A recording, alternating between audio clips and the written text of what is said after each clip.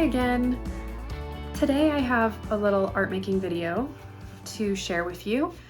It was recently my birthday and my wonderful friend Kelly handmade this watercolor book for me, specifically in this crazy amazing landscape format. And I'm going to show you close-ups in a second, but look at the binding. But it's just a beautiful book made with really high quality paper. And so I thought today, so that I don't get scared and never use it, we're going to break it in with some drawing. Okay. This is the book that my friend made for me. It has amazing art paper front and back. You can see the rough edges all lined up on the top. And then you can see on the bottom and the sides there are some black edges, and that's because it was cut from one of those really high quality pads like Arches watercolor paper. This is her beautiful, beautiful binding that's strong, and I just love the format. Like, I don't know where I would have ever found a book this wide. I'm intimidated by the first page. I think that's going to be grand, so I'm just switching to the second page. No big deal. Done all the time, right? Always have to have my paper towel. And I'm going to start in with paint actually today. I have Winsor & Newton Sable in 4. They're all rounds. And then I have 2 Princeton Velvetouch in 4 and 8. And this one's I guess this one's a 6. So I think that's all I need. And I'm just going to leap in. It's not all I need at all. I need a wash brush. I'm gonna do the Filbert. I'm gonna get a little bit of gray on it. I'm painting a misty scene. The mist is not the priority, but it's in there. So I'm going to just lay in a bit of Moody blues. This is like whale color. I think of whales when I see this blue-gray. And I'm just going to keep it soft. I'm not going right to the edges at all. Now I'm just kind of bringing water down rather than paint. So I put some pigment in the top, and then I'm just dragging water down, and it's creating sort of, hopefully, a little bit of a blend out effect. And then we'll see if when I add some of this mountain, it will bleed into the sky. And that's what I'm hoping for. I'm gonna let my mountain get a little muddy here instead of be perfectly red, because as things get farther back in a landscape, farther away from the viewer, the atmosphere, it's called atmospheric perspective, there's more air particles between us and that hill, and so it appears more blue and more blue the farther back in space. So I'm going to let there be some blue into this red. And then once I get down here into a bit of the dry paper, I can be a bit more bold with my sort of red mud color here.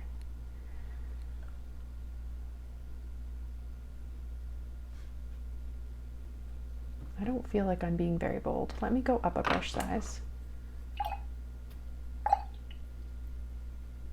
Always wet and warm up the brush because it was kind of crusty, not necessarily in a nice point, and now it is.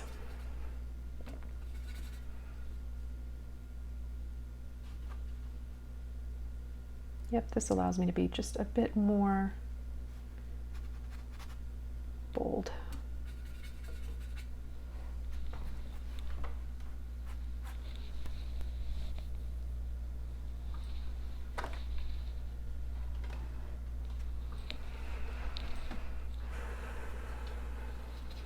Put some pink in there. Whoa, crazy. Yo, crazy. Okay. Smarten up. I am not a trained watercolor artist. I am just a practiced watercolor artist. I found a way that I like to work through just trial and error.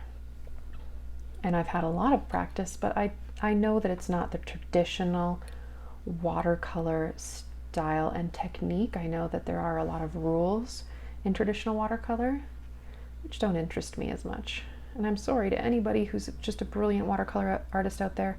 I love and adore your skill. I might one day take up watercolor in that traditional way and learn the rules, but not right now. Right now, I need to just capture my memories, lay in paint, have mistakes happen, be quick with it. I love working quick. I want to put some green in the front, but I'm running out of space. I love how the top of this hill is just kind of disappearing into the wet.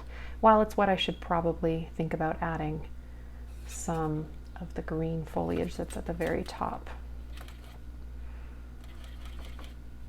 I have to wake up all my paint here. I didn't do that in advance. My apologies for the drumming.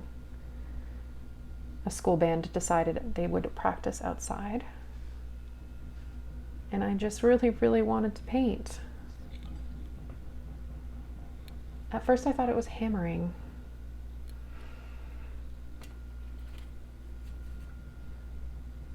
Alas, just drummers.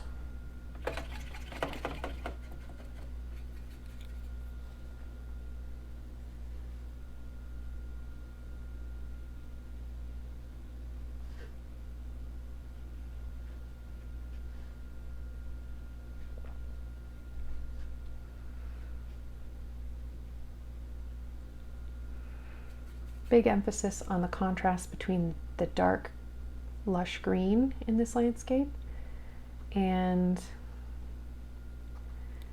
the rust orange. It's kind of on the red side, and red and green, as we know, are opposite on the color wheel. They are beautiful contrasting colors, so should add some interest.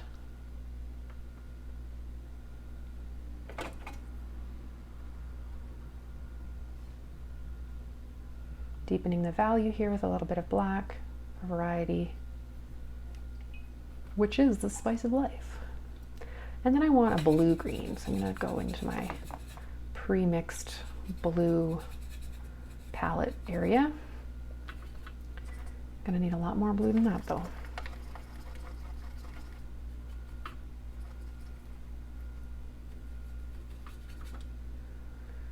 I'm gonna water it down. I'm kind of looking for that sage color. Yeah.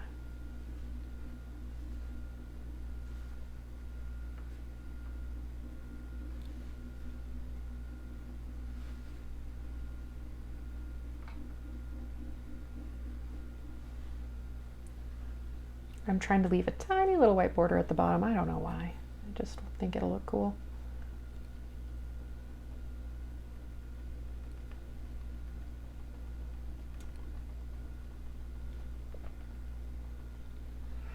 It's a unique landscape. I haven't actually ever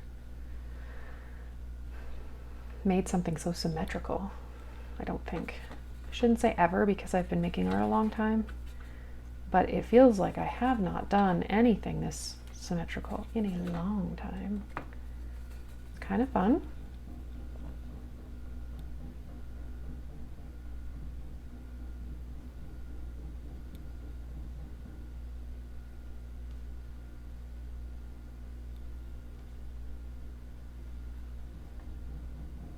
I want these clumps of vegetation in the background to actually be paler than they're coming out. They're coming out really dark, but that's fine.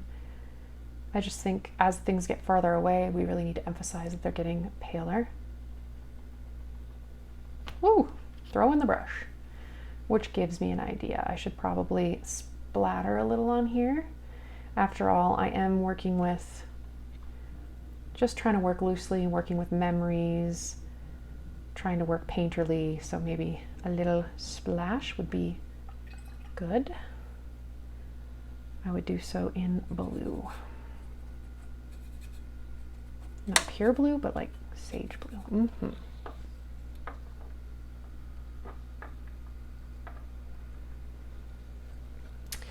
Excessive? Maybe. I don't know. Who cares? Let's find out. This is going to be rockin' bold. Let's add some yellow to the foreground of this cliff. Clean my brush. Go to yellow. Make a lot of noise getting said yellow to wake up. Okay.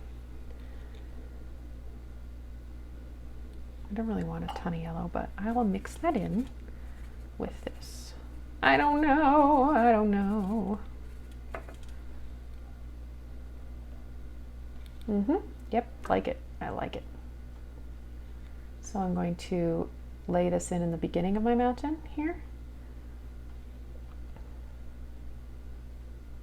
Mountain, it's more like a little plateau-y thing. It's not really a mountain. Terms, schmerms. What matters more to me is how cool is this gorgeous landscape.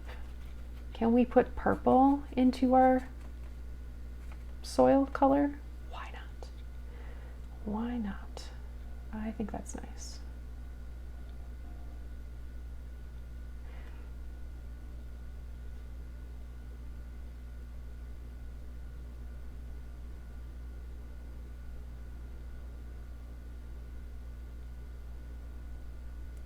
It doesn't matter the exact silhouette of this mountain, or this cliffy thing, shouldn't matter, but sometimes it's hard. You catch yourself doing details, and sometimes it's really hard to cut that out and just suggest a place. One's not necessarily better than the other. I think working from life and honing your observation skills is super, super, super important, but when it comes down to making a good painting, should I be fussy about this specific mountain, or should I suggest it and move on and stay loose? I think the second option. More drumming. Yay. Not that I mind drumming, but if it's not the lawn being mowed, it's some other really loud, disturbing thing, and I need a soundproof room to make these videos, apparently. And I'm gonna want some green up at the very, very top. I already laid some in. You can see it in the background fading in. That's cool, but I'm gonna be a bit more specific here and add in some detail.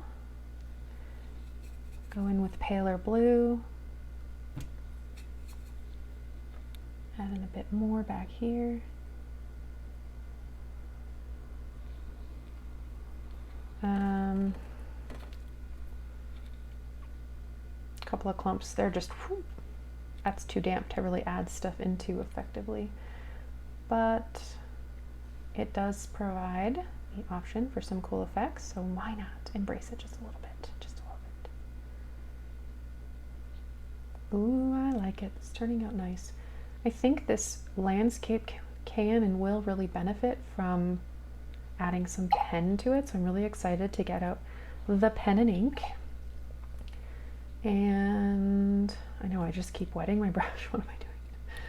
I think I want to put in another hill here, but I really don't want it to compete with this front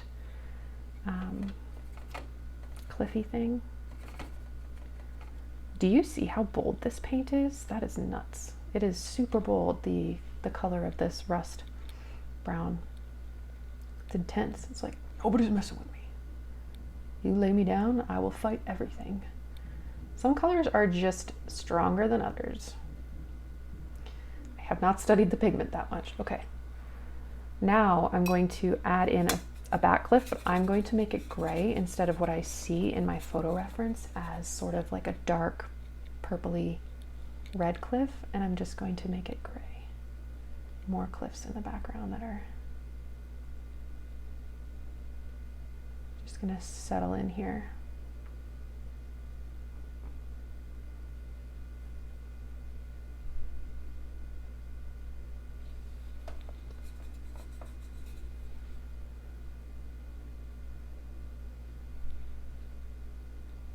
And that hopefully will create a bit more depth, especially when we draw the outline of this cliff edge right here and help it pop forward. I'm looking at this as it's drying, and I'm thinking that the color here isn't very rich. It's kind of, I haven't worked on this kind of paper in a while, this beautiful high quality watercolor paper. So I don't know if it's just more absorbent, but, or if I'm just used to my travel art paint set instead of this Schminke one. But wow, I am not putting that blue in this painting, don't worry. That is a very strong phthalo blue. Phthalo blues generally knock you right out, they're so strong. I'm just going to keep messing around here. Okay. So we put that really strong, vibrant phthalo and we added brown, and it's kind of neutralized it into this green. And not that this will make anything brighter, but hopefully just adding another layer here, it will dry not as intense. That's the problem with watercolor, right? It looks so intense and then it dries and we're like, oh, okay, that really mellowed out. It means I have too much water, right? I should get more pigment. So I'm just going to add a little bit of texture, a little bit of blobs with more paint, and see if that won't be enough to create some interest and maybe a bit more vibrant foreground. These are like bushes, mesquite or something.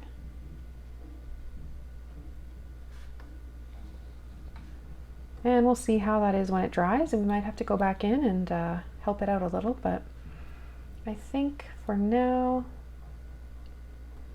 I am happy with the amount that we have laid in.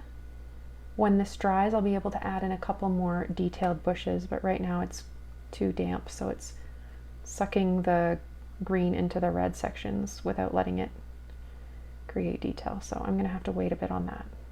No problem. There's a lot of waiting in watercolor.